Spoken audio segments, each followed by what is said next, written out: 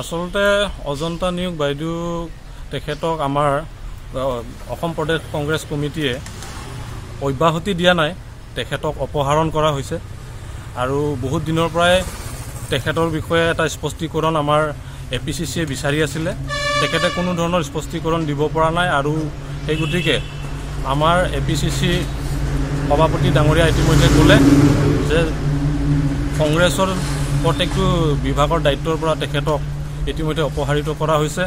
আমি গমাৰিগুৰি ব্লক যুৱ কংগ্ৰেছৰ তৰফৰ পৰা আমি আমাৰ শীৰ্ষ নেতৃত্বৰ সিদ্ধান্তক আমি আদৰণি জনাইছোঁ আৰু লগতে অহাকালি আমাৰ এই ব্লক যুৱ কংগ্ৰেছ গমাৰি তথা মেৰাপানীৰ যিটো নেকি আমাৰ ব্লক কংগ্ৰেছ অফিচ, তাত অজন্তা নিয়োগৰ অনুপস্থিতিত আমাৰ শীৰ্ষ নেতৃত্ব হিচাপে আমাৰ কলিয়াবৰ লোকসভা সমষ্টিৰ MP গৌৰৱ গগৈ ডাঙৰীয়া আছে।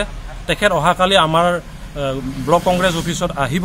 সেই গতিকে যিখিনি নিষ্ঠাবান আমাৰ কংগ্ৰেছ কৰ্মী, আমাৰ যুৱকসকল, আমাৰ যিমানখিনি সক্ৰিয় কৰ্মীসকল আছে, আপোনালোকৰ এই মাধ্যমৰ যোগেদি আমি অনুৰোধ জনাওঁ, কোনো কাৰণতে আপোনালোকে চিন্তা কৰিবলগীয়া কথা নাই। আমি কংগ্ৰেছ আগতো জীয়াই ৰাখিছোঁ, এতিয়াও জীয়াই ৰাখিম। কংগ্ৰেছ আমাৰ গোলাঘাট সমষ্টিত আগতো সবল, আমি এতিয়াও সবল ৰূপে আমি আগন্তুক বিধানসভা নিৰ্বাচনত আমি শক্তিশালী ৰূপে আমি প্ৰস্তুত হ'ম। সেই গতিকে অহাকালিৰ যিটো গৌৰৱ গগৈ ডাঙৰীয়া আমাৰ গমাৰিগুৰি ব্লক কংগ্ৰেছ অফিচত আহিব, সেই গতিকে সেই সভাখনত আমাৰ প্ৰত্যেকটো নিষ্ঠাবান কংগ্ৰেছ কৰ্মীক দিনৰ 10 বজাত আমাৰ এই ব্লক কংগ্ৰেছ অফিচত আহিবৰ কাৰণে আমি অনুৰোধ জনাইছোঁ।